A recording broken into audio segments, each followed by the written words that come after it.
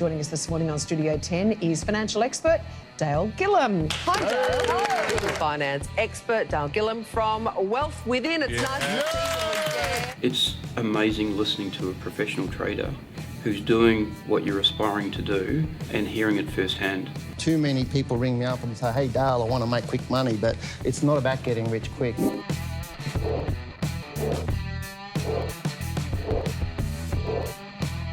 I think we can go for about 4 hours, but I'm not sure my wife would like that. So I'd say congratulations for putting your time and effort out there, because you probably don't really have to do it. You're successful traders in your own right. Thank you very much for opening up my mind with trading. So of course you can succeed, of course you can. And you're the only one holding yourself back or succeeding. And that feels very empowering, actually.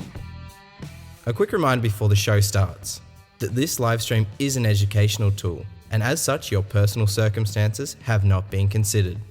We hope you enjoyed this week's show. Good evening and welcome to the Australian Stock Market Show, or it might have been the Australian Comedy Show a few minutes ago. We're looking forward to a great lineup tonight. We've got some great viewer questions and we'll be sharing our thoughts on the markets. Stay tuned for this show tonight. You're going to be holding on to your seats.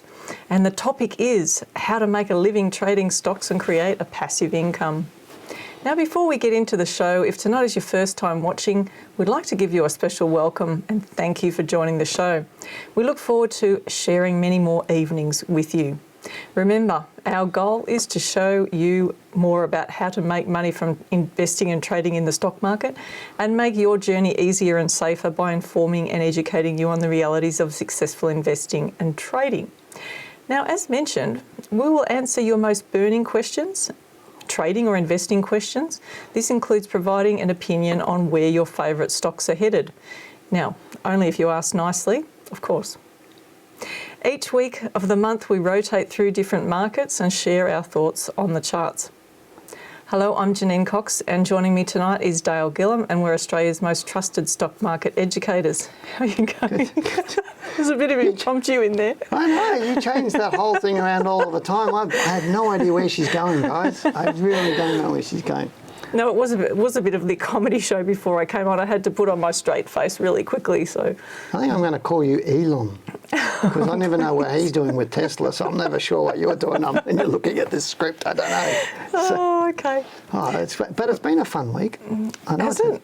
Yeah, well, just watching the comedy show in the US, it's like just everybody I talk to in the US, I go, are you embarrassed or are you excited about what's going on? And they all say they're so embarrassed about what's happening in the US at the moment. It's just not. And I'm thinking, well, would that happen in Australia? Could we actually get into what's going on in America and get to that point? I don't know, we are following it a little. Everything's bigger in America, though, Everything's bigger in America, and I'm thinking, it's just embarrassing what's going on, isn't it? Look, I don't know. It's just complicated, I think. Yeah, complicated. I don't know. It's pretty simple. You've got one person you shouldn't vote for and another person you probably shouldn't vote for either. So who do you vote for? But we've had that same issue, haven't we? You said better the devil you know, or is it the other one? Yeah, from that point of view. But hey, the exciting news is the guy came and mowed my lawn on Friday. Yes. Who? The lawnmower guy. The pool guy hasn't shown up yet, but the lawnmower guy's here, so that's good. That's awesome. I was thinking I was going to lose the dog in the grass for a while. Okay. Now, do you want to tell them about the Flicks? Oh, remember, sorry, but talk about Flicks. Oh, yeah, so we've got some interviews on Flicks. We just did another interview with Michael Waits, who's founder of AsiaTechPodcast.com. Great. We're talking about elections, what he thinks with the Trump election or the US presidential election, not necessarily whether Trump gets elected, thoughts on how it's going to affect the stock market now and before. We've also got a money coach on that we're interviewing tomorrow, so stay tuned for that. I think that one's going to go out on Friday. Michael will be tomorrow, I think, out on Flick. So it's flixx.com. So get in there and you'll see my US market reports and other interviews that Janine and I are doing on there. So get onto that. Not right now, wait for tomorrow. That's okay. But remember, if you do have a burning question for us, you can also send us your question as an email. But don't be shy. We really want you to have some fun and record a 30-second video. So just get on your webcam, your iPhone, your whatever it's got, just stick it in front of your face and say, hi, Dale and Janine, here's my question. And email it to info@wealthwithin.com.au. Moving on, it is the first Tuesday of the month, and this means No drum rolls. I was getting so used to that drum roll. You're really good at that. Can you bring the guitar in next time? No.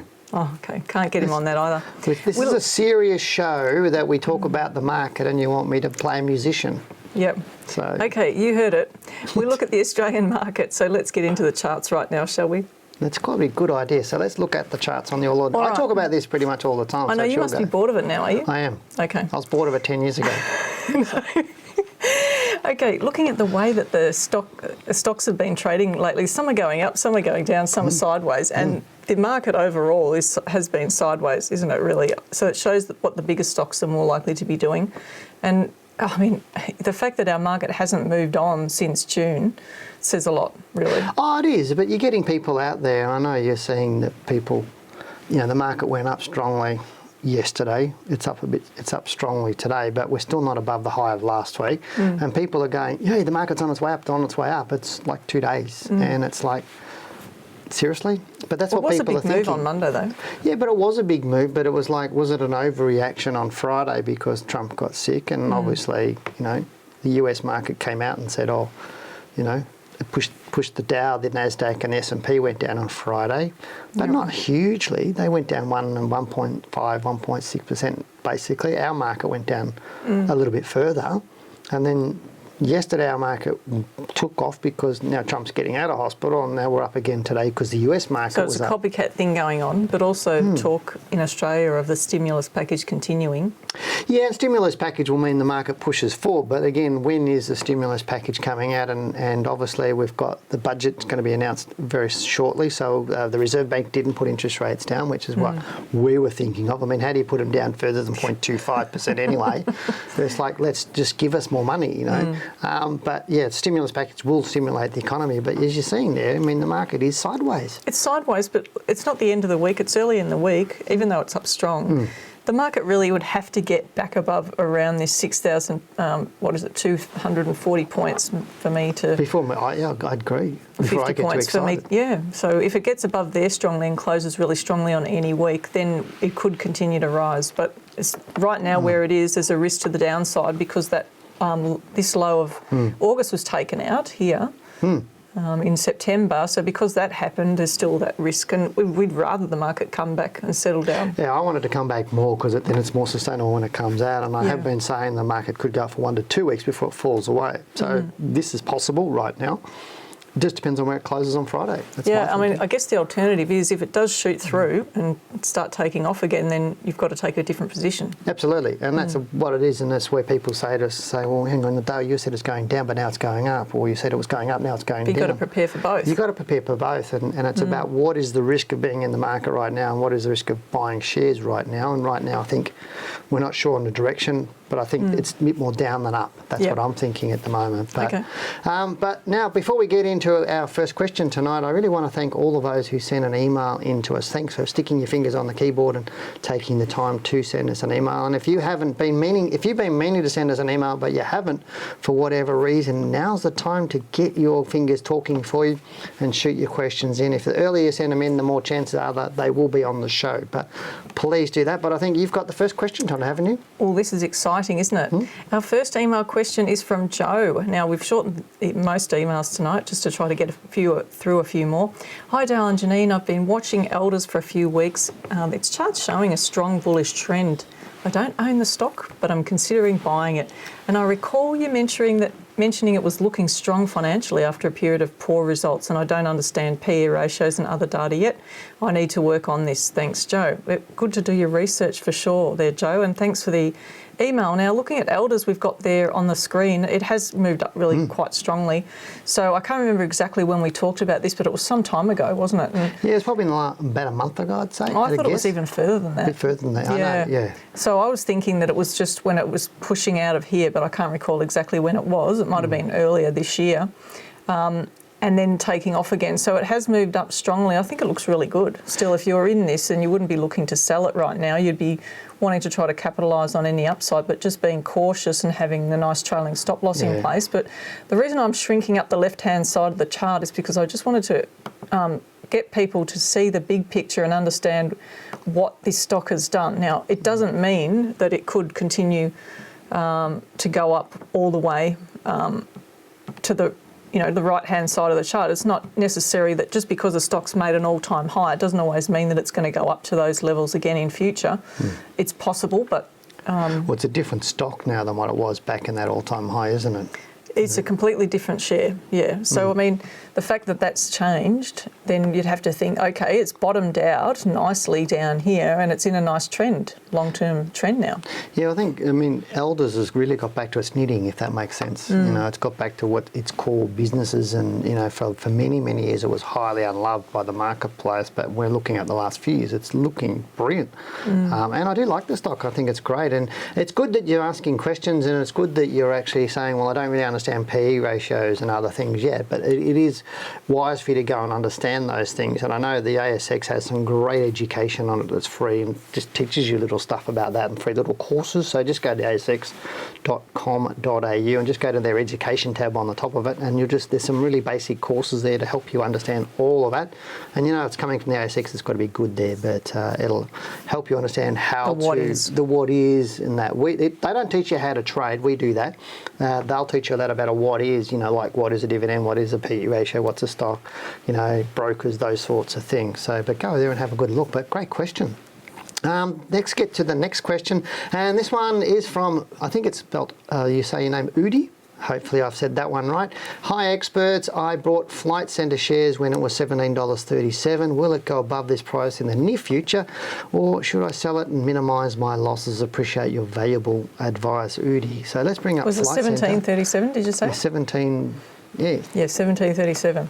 Okay, so let's just have a look at what happened here. First of all, let's have a look at the history of this, because this is a very volatile stock. This is a stock that's not for beginners to trade, and it can have periods where it trends beautifully, but then when it's down, it's really down, isn't it? Look at it. So right now, it's in a sideways pattern. Even though it started to move up over the past few weeks, it's not really going anywhere fast. If you look at the bars on the chart there, I think it's got upside potential. However, I still think it's in a high risk category, because people who are looking at this are speculating that the situation's going to change, and it may do, but then I think industries like this are going to be exposed to the stop-starts with COVID over the next potentially year or 2 years even. So there could be some upside as the domestic travel increases from interstate, but I don't think the overseas picture's going to get back to where it was for a long time. And that's really where I think you need to really understand. And they made big money from that too. There was a lot of money from the cruise ships and the international travel. Those package deals are where they used to make their money. So I don't know how they're going to do that with domestic. Yeah, I mean, because if you're flying to Sydney or Brisbane or Perth or whatever else, you just don't generally book your flight through Flights, and you just go to Qantas or Virgin or whoever else and book your flights online. And if you're going to go to Queensland for a holiday, you probably don't necessarily go to Flight Centre either, but some people would. But generally when you go to Flight Centre, like when we go to Flight Centre, it's always for our international travel. But you're going to have to get creative. Flight Centre will have to get creative with what they offer, won't they? So is this example of people trying to bottom pick? Yeah, look, I think it's reasonable to look for an opportunity in the stock at this point. I think that the risk is there, so you've just got to be really careful with trading this share, because if things go the other way with COVID, then of course I think it's going to do a backflip. But there is potential upside, I think, in the share. Yeah, I mean, if you're looking at on the chart, I mean, obviously this is the week that Udi bought the stock on the way up, so he's probably bought it thinking it's going to keep rising because it's risen from that low to that point. It's a fair whack of from the low after the coronavirus low, from that move up. That's a pretty big percentage gain. If I put my pointer on there and go to there, you can see how much it moved. It moved 109%. Yeah. So a lot of people would have got in there thinking, hey, it's going to go up. It's on its way, and then it stopped. And this is where, and I don't know, because he doesn't say, well, they don't say why they bought it or what made them buy it, whether they did a lot of analysis on it or anything else. But a lot of times you'll see the chat forums go, get on this, get on this, get on this, because it's going up. And then all these people get on and it goes down. Yeah, that's crazy. And this is really crazy at the moment. And even at that point, it didn't tell us it was going up. Look, if it traded back below $12 strongly, if there was a strong close on the end of any day or week, then I'd be really concerned about it going the other way. Yeah, but right now, it probably will get back up to where the price you paid it for, but when is the question? And it may not do that in the next 2, 3, 4 weeks. It may not even do it in the next year. But you need to determine if any more downside, what downside that you're willing to accept. Put a line in the sand saying if it falls below this level, I'm out, and put your money into another stock. Or if you want to hold that more medium to longer term, because Flight Centre is a good stock long term, but it could go sideways for 2 years and do not too much, as Janine was talking about. But let's get to the next question, Janine. All right, it's from Jim. Hi, Dale and Janine. Could you take a look at PBH, as it's done a deal with NBC in the States and share prices doubled in the last few weeks? It's left a large gap on the weekly chart, and I've traded the stock in the past using Jim Theory, now using Dow with small success, no longer holding. With the limited data available, would still value your thoughts on whether it would return to fill the gap. I'm still interested in trading this stock, Jim. Thanks a lot for that question. Wow. All right, PBH, I'm interesting putting my glasses one. on for this one. Points. Yeah, now it's actually rocketed off. You can see there on the right-hand side a bit more detail. Left-hand side, there's not a lot of history. So we've only got maybe 2 years, if that, of data. And this is a real challenge from the point of view of trading it, because if you don't have the history, you can't fully understand where the stock is in the big picture. So you can only keep simple strategies to trade it. So, some of the strategies we teach in our course you could use to trade this and make some profit on it and to be able to buy and sell it. But right now, if someone bought this when it had traded up here, and even in this zone here around August, they would have a nice little profit there. But you need a trailing stop on it. And that's the problem. Look how much profit potentially you give away because of the volatility of the share. Just the sheer volatility of it means that the drop from the top is quite strong. So 26% just to where the closing price is now. And for that to give an exit, it has to unfold further, because currently there is no exit on the weekly chart anyway if you were trading this more short to medium term. Yeah, but I think if you're trading this kind of stock, then you need to really have solid entry and exit rules, and so it's about trusting those rules too. Yeah. Because obviously he's bought this stock and been profitable in the past. But how can you have really solid rules when you can't test them? Because there's no history on the data, so you cannot back test this properly to be able to determine really good rules. So you've got to just decide what's the best way of exiting it based on all the rules that I know to manage the risk, really. But that's a really good point that you actually make up. And a lot of people go, oh, look, I'm just trading this stock and I've done it on this rule.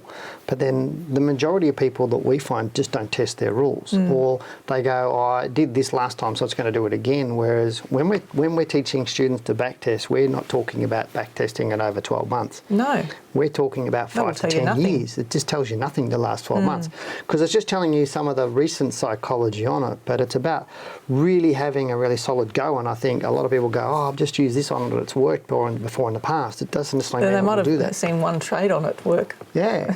Yeah, if you haven't had like 5 to 10 trades, I mean, 5 trades is not even enough, but more like 10 trades It depends on the rule you're using whether 5's enough, doesn't it? Really? Yeah, and how you're actually doing that. But again, if you're in this stock, just have a stop loss on it. Make sure you've got that line in the sand, and if you take that, then that's great. If you don't have a stop loss on it, I'd suggest you do one. But right now, it's a little bit bearish. It may give you an exit signal, but I don't know. I wouldn't be getting into it right now, would you? No.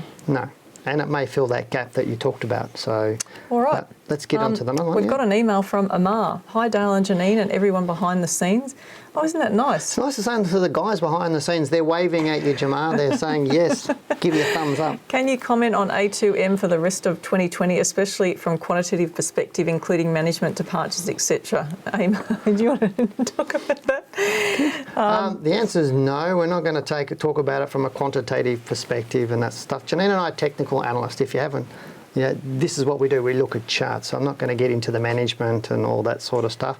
A2 milk had really bad news recently because of China and the powdered milk, blah, blah, blah, all of that sort of stuff. And there are absolutely shed loads of, and I didn't swear, shed loads of articles out there from great journalists and great analysts talking about that fundamental and that quantitative type stuff. So and we would never make a decision based on whether someone's going to leave or management changes or departures or anything like that. Yeah, we never do, because the charts will tell us anyway. And right now, what's your take on A2 milk? Stay away from it for now. Yeah, that's pretty easy, wasn't it? All right, I hope you're enjoying the show so far. We've got lots more to come. Before we get into that, now is a perfect time to hit that subscribe button. Also like the video. So we hope to see lots of those Is it the Well, bells you like go lots, off? yeah, the ding bells, yeah, you like lots of Why like... can't I hear the bells when they go off? Well, because you're not listening. Well, I'd get excited if I could hear more bells, but I can't hear them. No, we do that. But All right, it's time to get into the topic for tonight, which is how to make a living trading stocks and create a passive income. This year, the more people became concerned about their job security, the more the masses began to look for alternative ways to generate an income, and the more people realised the huge opportunity that exists to trade the stock market. Now, the market fall and rebound in March 2020 boosted the confidence of many looking to create a passive income from trading stocks, as they achieved some instant gratification. But this created a false sense of security for many wanting to trade the stock market for a living. Unfortunately, what people expect and what they experience are often two different things. Now, because you don't always get blue skies in the stock market, and any sailor can sail in fair weather, but only well-trained sailors can sail through the storms and continue to navigate the journey over time. Well, that's quite prophetic. You wrote that, didn't you? Yeah, I did. I'm a sailor. And as the market became increasingly more uncertain, the challenge of gaining a passive income stream became even harder, and the dream of making a living from trading stocks started to fade. Many have shared recently that they're unsure of what they're doing and need help. So if you're serious about generating an income from the stock market, we want you to know that you can succeed, and we're going to assist you to get on the right track to do this. The interesting thing is people think that making money on the stock market is just buying and selling some stocks and making some money, but it's not necessarily the case. Give me the best technique, Dale. Yeah. Can you tell me? And it's like, what should I buy today? And at the end of the day, have you ever So you're saying people are saying what's to buy is the first thing, and then tell me the best strategy is the second one. Yeah, if you look at all of our videos and the most popular videos on YouTube, you'll always see it's stocks to buy. There's always the most popular, more people watching it, and that's the biggest questions we always get is, what should I buy? But if somebody's asking, what should I buy, then they're not going to be somebody that's highly likely going to be able to create an income out of the market. So what's to buy is down here, isn't it? That comes... It's the process and everything, how you're actually going to go about it. So we're going to talk a bit about that as we go through tonight. Now, the first thing you need to know is don't take tips. We know this because we actually know how this ends, and we see so many people take tips. They get on the chat forums or whatever else and they take tips. And the thing is, when you get a tip, you don't know who's giving you the tip, how qualified they are and how well versed they are in analysis method, or whether they're trying to ramp a stock, which happens all of the time that you see these people give out tips, and you see them on, whether they're commenting on YouTube videos or they're telling everybody what they're buying and selling, but you don't know who you're getting a tip off. And so it's really about understanding what you're doing. And the next one is definitely don't quit your job to trade the market until you have a proper plan and have proven to yourself that you can trade successfully for at least 12 months and preferably for a couple of years. Otherwise, instead of having this, you could end up with this. Now, how many times have you seen people give up their job, think they've been trading for 3 months and they've made some money during the tech boom, you name it, and they've made some money and they've given up their job to trade full time, within 6 months they're dead broke? Yeah, I've heard it. It just happens so often, and we find that's the case with a lot of people. Just because you can make money, and not being rude to anybody, if you've made money since the COVID bottom in March and you've made some good money for that 8 weeks or 10 weeks or whatever it is the market went up, that doesn't necessarily make you a trader. It just makes you somebody that's made some money out of the marketplace, and yes, you got it right. But as Janine said a little bit earlier, you can't just be a fair weather sailor. You've got to do it in both fair weather and stormy weather. And the last 2 months, our market's gone sideways, or 3 months since June, it's gone sideways. So it's not necessarily been stormy, but it hasn't been great for trading if you don't really understand what you're doing. But trading for an income, really you do need to employ a simple strategy that enables you to extract safe money from the market with the least amount of effort and risk. And that's really what we need to do, is you're trying to get safe money out of the market with the least amount of effort and risk. And I don't find people do that. No, I mean, so people say to us sometimes, well, why didn't you get in at this price? And we'll say, because our aim and strategy is to get the safe piece in the middle, not to try to get out at the top or to try to get in at the bottom, but be in it for the run. Yeah. And I think that a lot of people, again, don't want to be rude, but people show their ignorance sometimes in that, and they're saying, well, you said don't get into this right now, but it's done that. But then they don't really understand it's about risk. And every time we say we're not sure about that or we don't really like that one, it's about risk that we're taking. And people don't understand how to measure that risk. And so they often take risks way above what they should be or what they have education to actually handle. And I think that's a really big mistake that people make. And yes, they get it right sometimes, but then there's always something to come and bite you on the backside. Yeah, well, I mean, trading the market's about probability. So you're not going to get it right all the time. That's just the reality of it. And I mean, COVID was a real, a really different situation because it hadn't happened for 100 years in the market.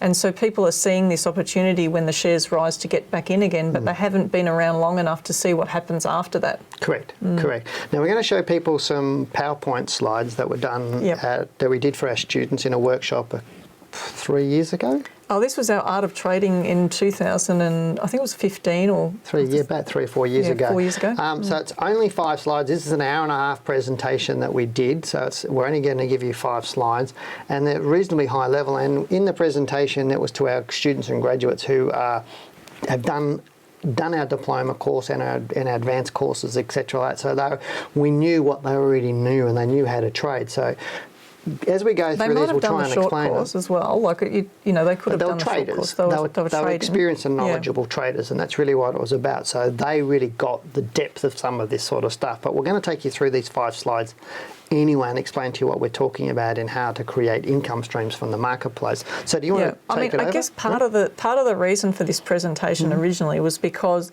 some people who learn to trade. And look, I'm going to say myself, when I started learning the techniques, I got so excited about the techniques that I went right into that. But you need to step back and look at the big picture. And I think that's one of the important lessons for me. So that's really what we were aiming to share with people, because when you get down to the trading level and you're in the money, in the market, it just becomes all-encompassing for some people. So by stepping back and looking at what the process is and the whole way of thinking, people can actually free themselves from getting stuck in that and then come back to it, start again and then start it afresh and then be able to set really good strategies to move forward to trade. I love what you just said. That's perfect. That really is perfect. Because you from an engineering background, you were quite detailed. I love the detail, how things work, why things happen. I wanted to study it and understand it and pull it apart. But then it's about then stepping out of that. So it took me a while to get that because it was just so interesting learning everything that still is in the market.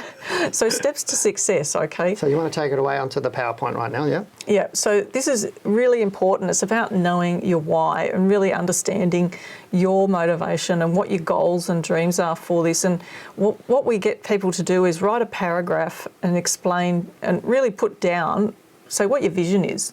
For your why, what you'd like your life to be like, and maybe put a time frame on it, even 5 years. So most people talk about wanting to have a financial independence and be retired, but I think nut it down even further than that to the detail as if you actually see it. Even make it, one guy sent me in an email and he had a paragraph there with him and his wife, and at the time they were looking to travel around and play golf at all the different courses around the world. Now, I don't know if he's going to do that now, but I mean, that is what you want to be thinking about. Maybe it'll be going around the Gold Coast and playing all the courses around there now, I don't know. But it's about knowing your why and really putting that down, because if you don't do that, when you get stuck in all of the trading stuff, you'll forget why you're doing this. And there's so many people who trade for 6 to 12 months and then they just fall off the end of the pier, don't they? Yeah, and I think it's because when I say to people, why do you want to trade, they go, the default answer is to make money. But money is not the reason why you're doing it. It's about, you want more control in your life. You want to have, better holidays, do things with your family. You want to play golf at all those types of places. You want to travel the world. One of our guys wanted to retire and go on cruise ships and everything else, which is what he's doing. Yeah, he was doing it. He was doing it. And now, but then he wrote down his goals. He wanted to get a tailor-made suit and shirt and everything else. And then he sent me photos of that in his dress on the ship.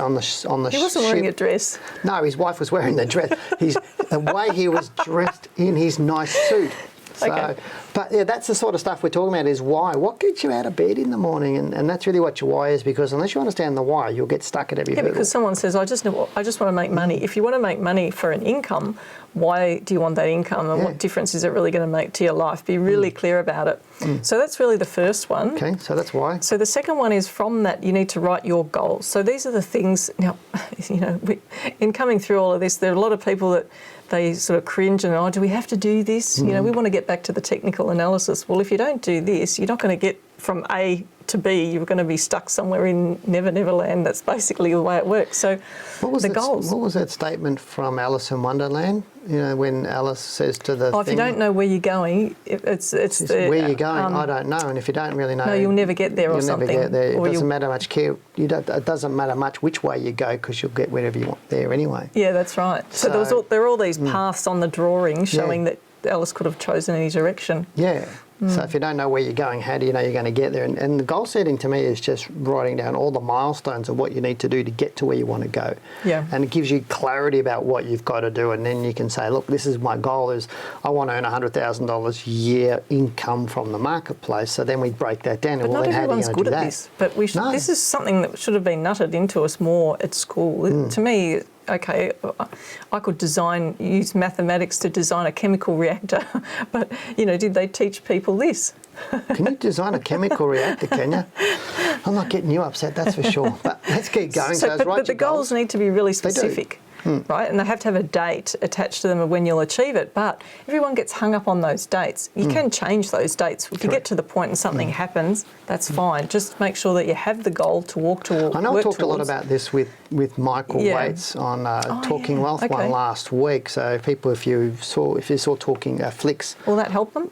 Yeah, we talked a bit about some of this sort of stuff, setting goals and how you get through and getting started and all that sort of stuff. But again, it's just about having a plan. It's like, going from Melbourne to Sydney, you've got to, okay, what do I got to do? How am I going to get there? Am I going to drive, fly, bus? Dubbo, is that where you're going? Yeah, I want to go to here. Why? Dubbo, Sydney and left. Why do I want to go to Dubbo? If I'm going to Dubbo, I'm not getting to Sydney.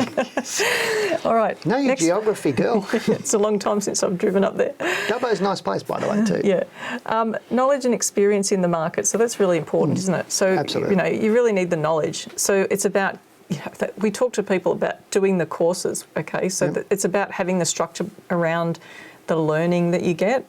Instead of and Dale really did this well in one of the presentations he did years ago. He drew this zigzag line, I remember. Oh, yeah. And it went all over the place. But ideally, you're wanting to go from A to B, but you can either take the short route or you're going to end up taking the spaghetti route and go the long way, and maybe you'll never even get there. So that's the challenge with it, isn't it? I'm just about to release a video called The 7 Steps to Success, and one of them is like the elevator to success is broken, you've got to take the stairs. Okay.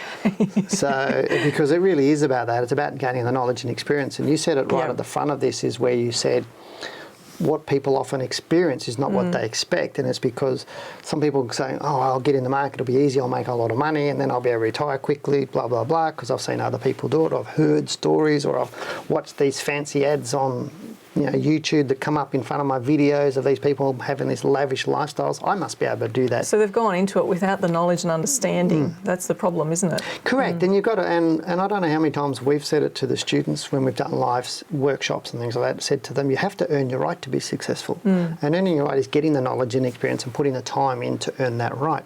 Because if you're good at a job, you've put the time and effort in. Well, the experience shows up when you're completely dispassionate about the trades that you place in the market. If you can do that, it shows that you've gone to another level. You've developed the knowledge and the experience and to a level that is going to make you successful. Yeah. All right, so look, that's the next point. Plan to manage yourself and your environment. So that's the challenge, isn't it? Yeah. So when you're managing yourself, it's about your psychology, really, isn't it? And making sure that you have a plan to... Someone said to me the other day, I really don't have time to do this with my current work and family.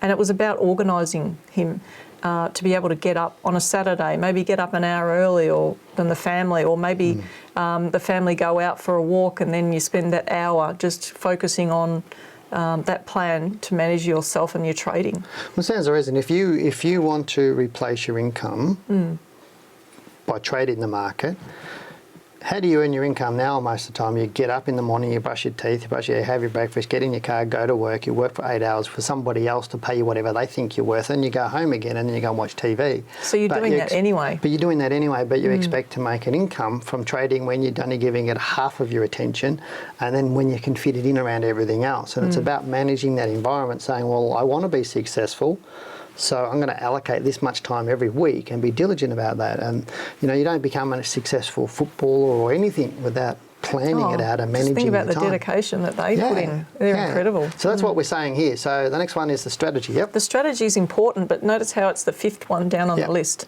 So once you have all of the other things in place, then comes the strategy, and we're going to talk about that shortly. Okay, cool.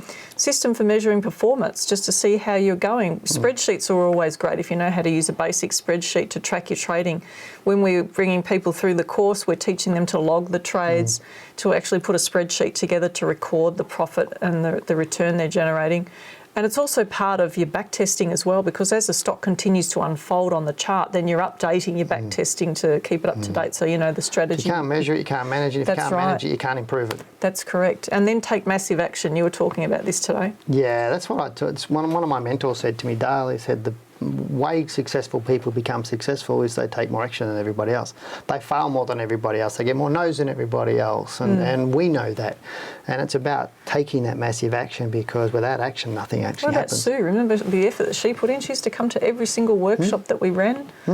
She wasn't even in Melbourne. She was in another, was it Ballarat that she came from? I'm trying to remember where she came from, but yeah, correct. It's very successful, But let's keep moving on. But you're right, it's about taking massive action all the time. So let's keep moving on. Now, trading for income could be a strategy that will allow you to trade short term and take short term profits, or a strategy to trade medium term, bank the gains and draw down the profits. Now, there was a lady that I met years ago, and she was just gorgeous. She was from Sydney. Really got along well with her. She was trading a lot of short term and doing a lot of daily chart analysis. And when I had a look at what she was doing, because she was buying in on the trade on the daily chart and selling on the daily chart, she was blinkered, right? So she was trading with blinkers and not realising that she was generating the broker stacks of money and only taking a small amount for herself.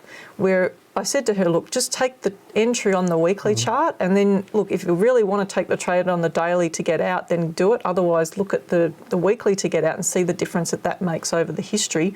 So with a controlled strategy and approach and applying it in the right way, she was back testing that to work it out. She proved to herself that the medium-term strategy made her more. She could bank the profits and then work on those medium-term strategies over time. But people think they've got to be in and out of the market all the time. They do. I had a guy in Queensland that was trading CFDs full-time, making a living from that, and he's like, I don't get time to play golf, I don't get to anything. And I said, well, how many trades are you doing? He goes, 30 to 50 trades a month. And I said, let's fix this. And so I worked with him, and then I saw him about 5 or 6 months later. I was in Brisbane, I caught up with him. I said, how's it all going now? And he goes, Dale, he said, I'm doing 1/10 the trades, making far more money, playing golf, enjoying life. Whereas before, trading was consuming him. The broker should have been taking him out to play golf. The broker should, but he didn't have time. The 19th hole would be pretty good. He didn't have time, but that's the point. He was trading less, trading better, and having a lifestyle, which was the goal, and earning more money, and that's an even better goal. But let's keep moving on. Okay. Now, the first thing to think about when you're looking to get a passive income or trade the market to make an income is how much money do you need, first of all? Yeah, most people don't stop and think about that, do they? No. Like, how much capital have you got, and what's a reasonable return? And people struggle with that as well. How much could I make? How much income do I actually need? And how much income do I need is the first question. But so coming back to it, working out a budget. Yep. So we're going to be talking to a money coach too, and I think he will be able to help us on Flicks with that one. So how much capital do you need for your trading? So that was the next one I was talking about, to be able to generate a return. Now, that could depend on whether you're going to be trading with leverage or whether you're just going to be trading with cash. The challenge, and that's a challenge for most people to understand. So if you want to trade full time, you need to know how much your expenses are first. So this is running your life. Running your life, all your expenses, electricity, gas, you name it. Yep. Nut it all down if you don't understand. Tennis racket for the kids if that's what they like. Create a cash float with a minimum of 6 months. So I remember you suggesting 6 months. I'd even go out to say 12 months, really. Yeah, I always say a bare minimum of 6 months, but I prefer people to put 12 months in the bank account so you can live for 12 months so that the pressure's not there. Yeah. If your pressure's there that you've got to make X dollars every single week, then you're going to be more emotional on the market, and if you're more emotional, you're going to make poorer decisions. Look, there was one guy I remember meeting, and he'd done, I think, up to module 4 of our course, and he'd stopped doing the course for a little while just because of work commitments and family and whatever, and he got made redundant. And he rang me up and he said, Janine, I've been made redundant. I said, congratulations, well done. This is your opportunity now. Finish the course and then get on to doing what you intended to do in the first place, because he got a huge lump sum payout. So it allowed him that room to move, and he had some money in the bank as well to be able to really focus on what he was doing. So, you know, that's another way of thinking about your situation. Everybody's got to think about being made redundant. Okay, yeah, that's great. No, but just don't think it's all doom and gloom. It might be the biggest opportunity you've had. Let's keep going. Now, will you use cash or leverage? So that's another part to this. Yep. Now, you might say different to me, but I just suggest that even if you only have a small amount of cash, use that to get started, to really test the waters and trade for that for say 6 to 12 months before, maybe at least 12 months, possibly even 2 years before you actually consider using leverage, and before you're wanting to give up your job, for example. I'm not arguing with you because you'll kick me under the table. No. And so leverage is a whole different ball game. So if you start going into leverage, and we're going to talk about some examples of that shortly, but you need to know a whole lot more things. So it's not only needing to understand the technical analysis and how to trade and the money management, the risk management, then you need to understand those leveraged instruments and how they work and what the added risk is with those really well. Okay. So that's why you're better off to separate the two out. Okay. So now, vehicles for income strategies. So you can do this in a number of ways, right? So we know that there are shares that you can trade. You can have dividends as a way of getting income, although, you know, historically people have said the way to get income from the market is buy and hold and get dividends, but neither of us subscribe to, because we know what the charts show and how far stocks can fall when they go ex-dividend and continue to be on a decline sometimes. So we don't subscribe to that. It's more about being a bit more active. So dividends are more of a passive income. It's a passive income, as we were talking about before, but you know, it's an income off potentially. Why would you risk your capital just to get a dividend? That's the real question. Well, that's true too, and that's what people were doing with Telstra, as it fell away to 255. They were collecting dividends and losing capital gains. So where we're saying you can get capital gains and treat that as your income. Yeah. So that's one. You can get dividends from the shares. That's the second income source. But you just need to think about it differently, because people say, "Oh, don't sell your shares because then you've got to pay capital gains tax." Well, you need to change your thinking. Pay your tax. Really. So there's writing options. Which we talked a little bit about the other week. We did in another one. And instalment warrants we haven't really talked about.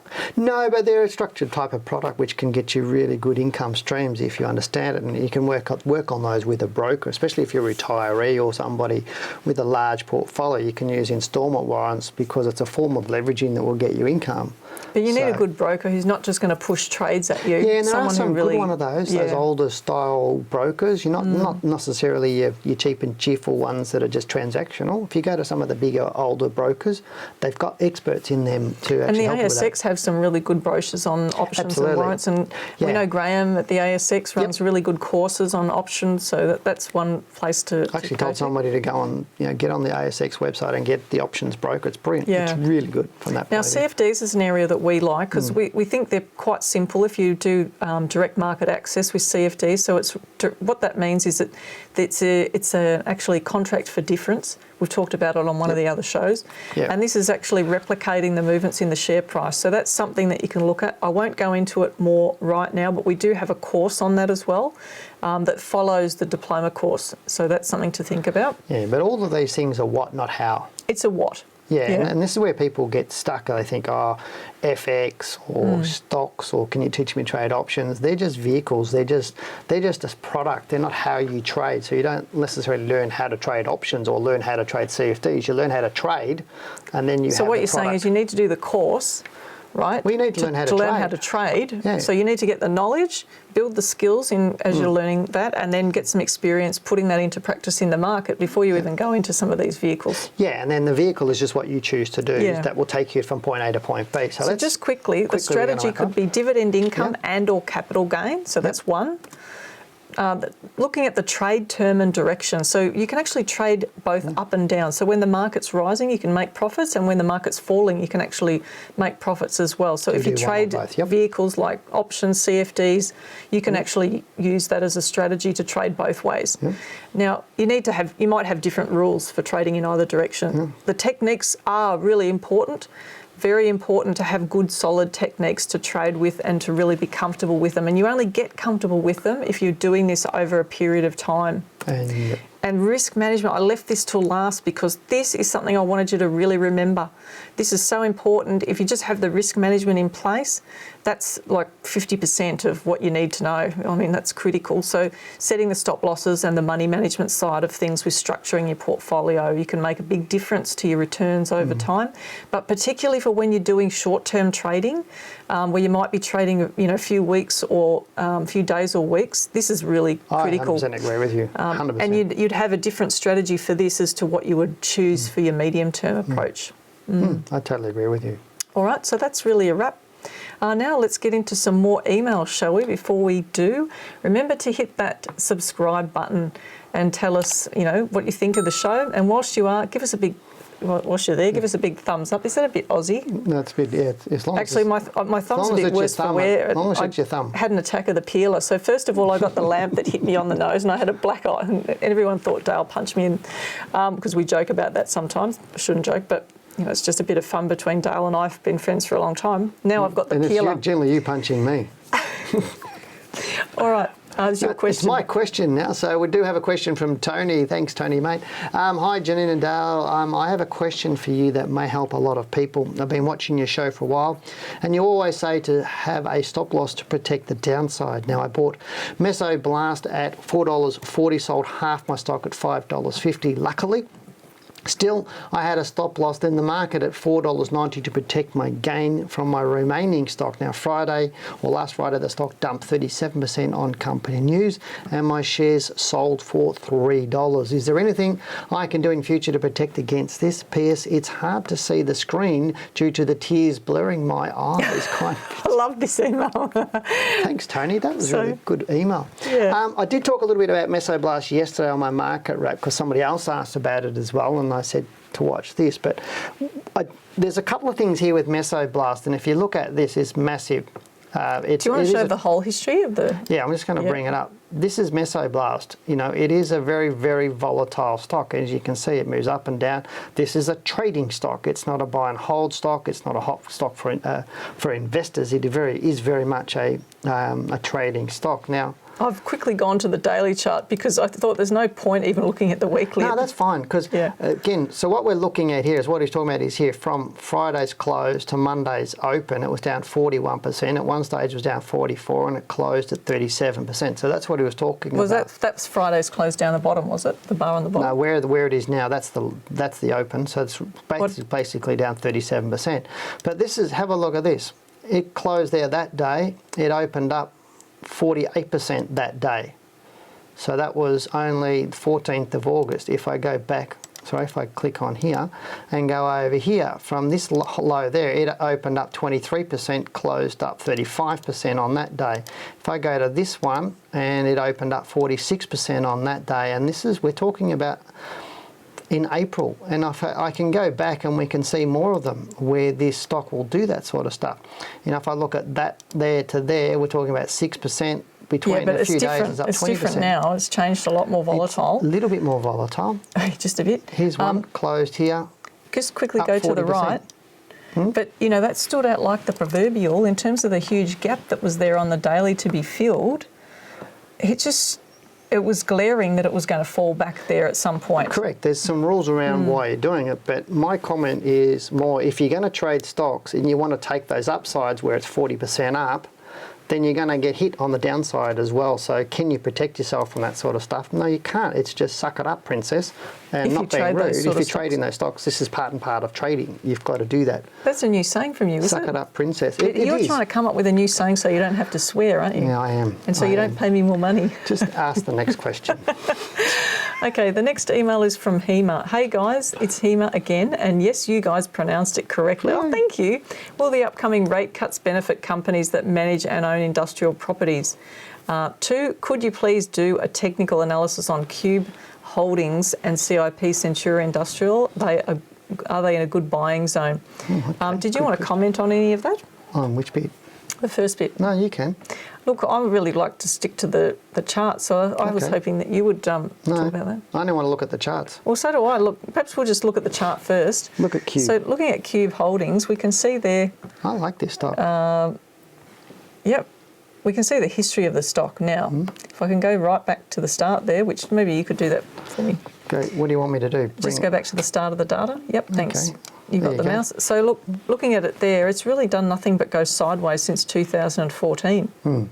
With the COVID pullback, it had just started to take off prior to COVID, and then it was looking really nice, but it's come back there. So it has a chance to recover, but right now it's in the middle of no man's land. But if we look at the weekly chart, it's just quickly... This would be getting affected by the Wolf industrial action, wouldn't it?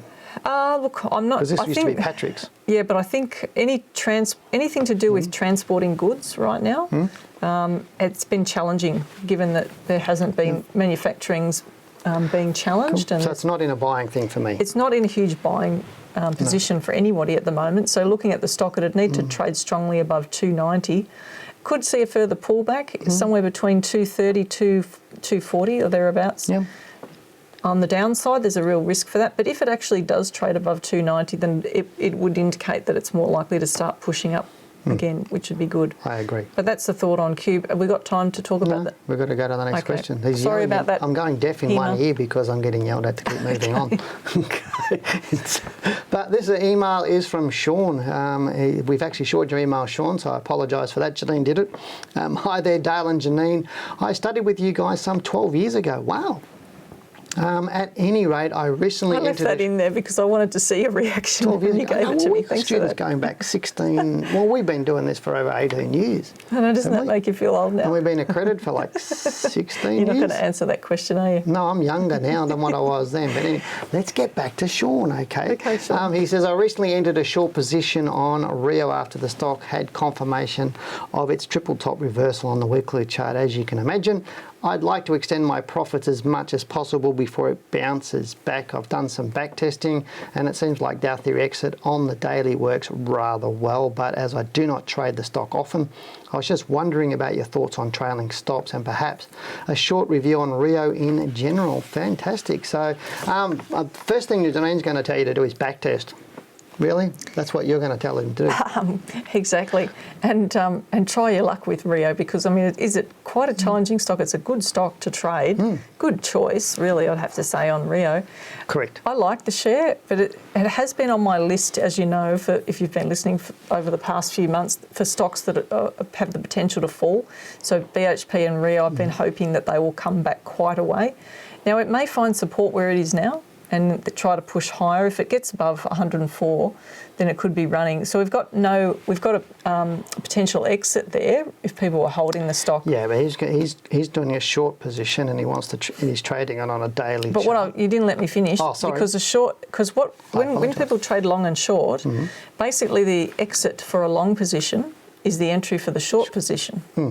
So like you're saying, there is an exit there, and it could be that the stock continues to the downside, and it has the potential to go down further. So I actually think that it's an interesting short. Well, it depends on how you're shorting it too, isn't it? Well, he's talking about the exit on the daily, but there's so many exits on the daily. How can you pick it?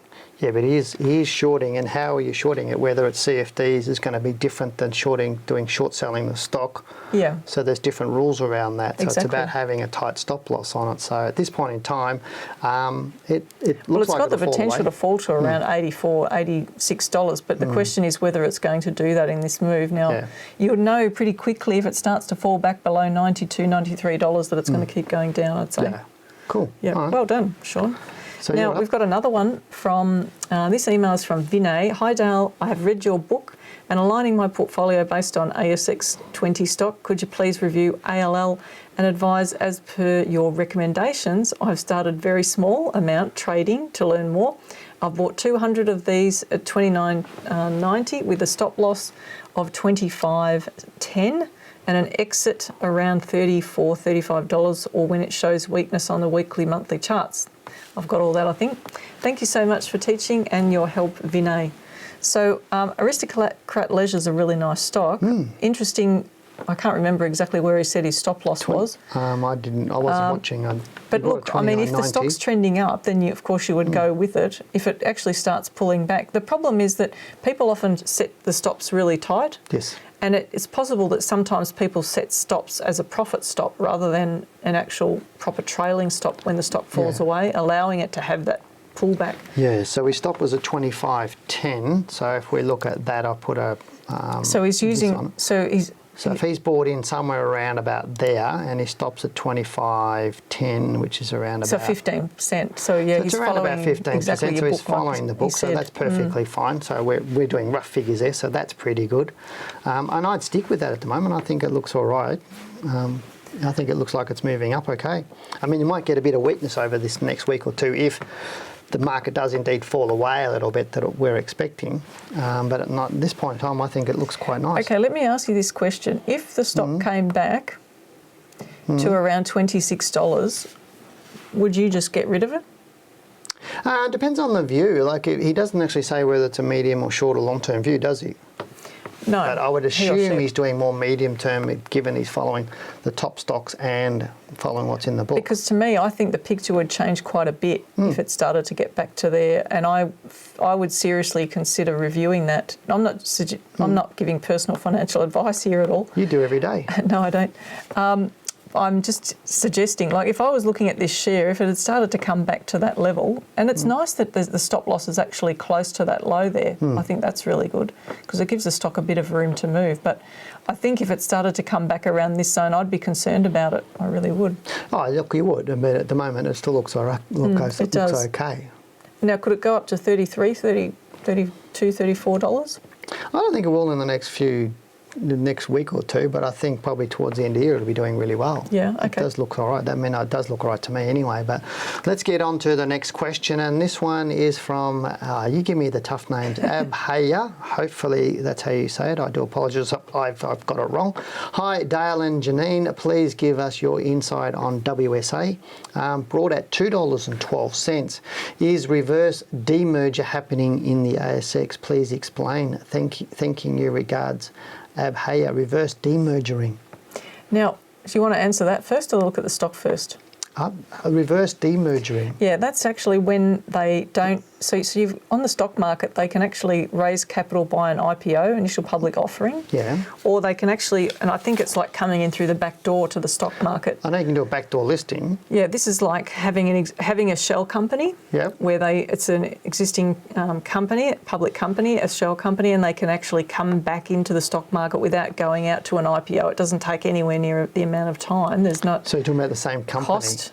Yeah, so it could be a private company that comes into the stock market via an existing company that's already there, but it's just a shell company. But that's called the backdoor listing. Yeah, so that's what it is, but they call it a reverse demerger. Oh, I've never heard of that term. Yeah. I just always talk about it as being a backdoor listing is because there's That's already... probably a crude Aussie term, maybe. I don't know, but there's a company that's already there, done all the paperwork and done all that sort of stuff. Sometimes they've pulled themselves off and been quoted on the exchange, and they're just sitting there dormant, and then somebody just comes in and buys it. The cheapest way to get listed on the stock exchange, you just buy the shares in the company. And the risk is a lot lower doing it that way. And off you go. You don't have to face the IPO, all the marketing and costs. And then once you're listed, you can start raising capital. And be exposed to the brokers who are trying to help but this one doesn't look like it unless it's...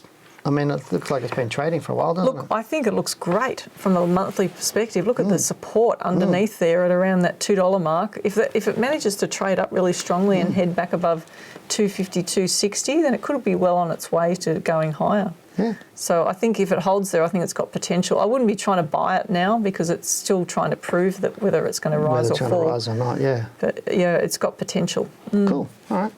Let's move on. Next question. All right. We've got Boral. Now, we actually had 2 questions on the same stock. Did we? Yes, and I didn't tell you this, but what I've done is I've spoken to the director and we've joined the questions together. Oh, you've gone over my head. Hello, Dale and Janine. Would appreciate your thoughts on Boral. have appeared to have broken a downtrend with recent strong moves up on both the monthly and weekly charts, and I see a buy entry based on a trend line. Would be interested in your thoughts, Nick. Now, Nick, you clearly have something in common with Steve, who also asked about the stock, so we decided to handle both the questions together. Now, this is because you asked for similar things. So, hello, Janine and Dale. I was hoping you might look at Boral, please. This is stock I identified as breaking resistance on the daily chart at 392. So, we've got a chart coming up shortly, and I chose to purchase it in my ASX share market gain portfolio. And this is one of the reasons I got excited, because we can have a discussion on this. And I'm up $3,000. Wow.